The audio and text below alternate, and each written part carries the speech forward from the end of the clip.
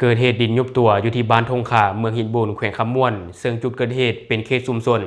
และเฮือนของประชาชนก็ได้รับผลกระทบเหตุให้ประชาชนอยู่ในละแวกนั้นต้องดำรงชีวิตด้วยความระมัดระแวง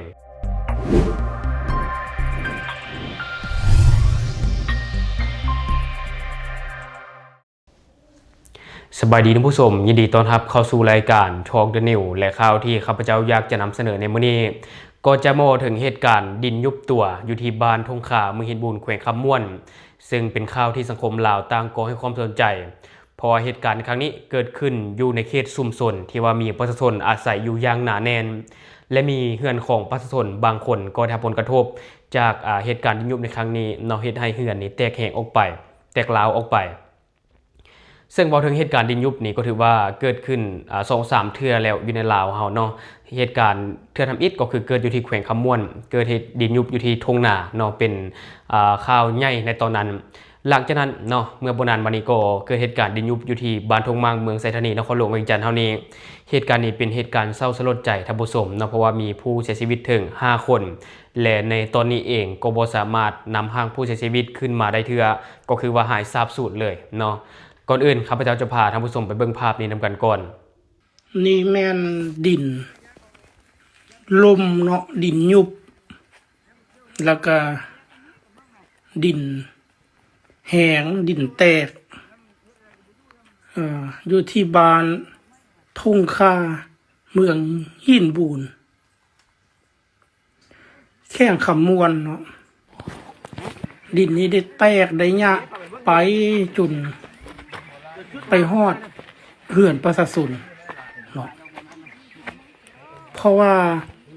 มีบริษัทของจีนนี่นะไปขุดดินไปเจาะดินอยู่ในเขตไกลๆบ้านเหือนประชาชน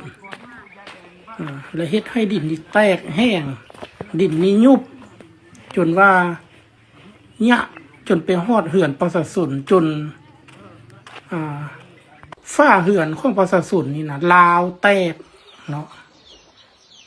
อันนี้ให้เบิ่งนำกันแตกลาวไปเบิ่งให้เบิ่งนำกันเหือนนี่ยะฝ้าเหือนนี่แตกเลยอันนี้บ่ฮู้ว่าเป็นหยังเนาะคือว่าปล่อยให้บริษัทจีนเข้ามาเฮ็ดแบบนี้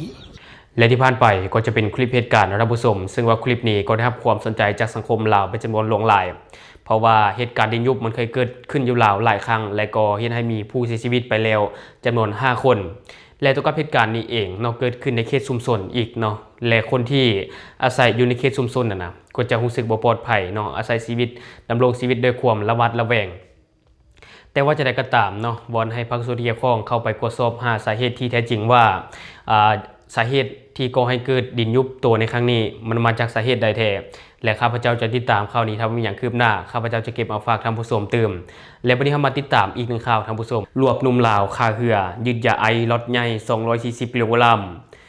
เมื่อวันที่3 พฤษภาคม 2026ผู้สื่อข่าวรายงานว่ากองร้อยเฉพาะกิจทหารพรานที่2108ภายใต้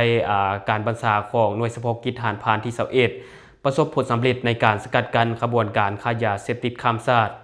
โดยสามารถจับกลุ่มผู้ต้องหาพร้อมของกลางยาไอซ์จำนวนมหาศาลอยู่บริเวณแคมป์ฝั่งแม่น้ำคองเจ้าหน้าที่ชุดปฏิบัติการได้รับแจ้งจากแหล่งข่าวว่าจะมีการลักลอบขนย้ายยาเสพติดในเขตรับผิดชอบจึงได้วางกำลังเฝ้ากดการและซุ่มโจมตีอยู่บริเวณบ้านภูสวัสดิ์ตำบลหนองเดินอำเภอบุงคลาจังหวัดบึงกาฬจนกระทั่งพบเรือหางยาวต้องสงสัยแล่นเข้ามาจอดอยู่บริเวณแคมป์ฝั่ง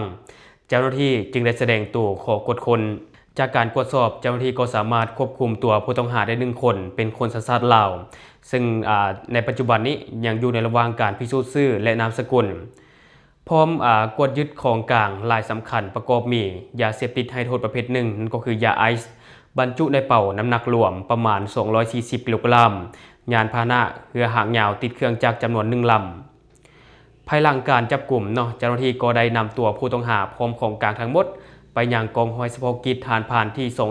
2108เพื่อเหตุการณ์สืบสวนสอบสวนอย่างละเอียด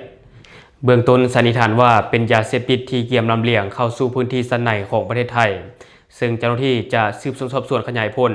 เพื่อติดตามจับกลุ่มนายทุนและผู้ร่วมขบวนการมาลงโทษตามกฎหมายต่อไปและที่ผ่านไปก็จะเป็นอีกหนึ่งข่าวที่ว่าเจ้าหน้าที่ตำรวจของไทยได้รวบหนุ่มลาว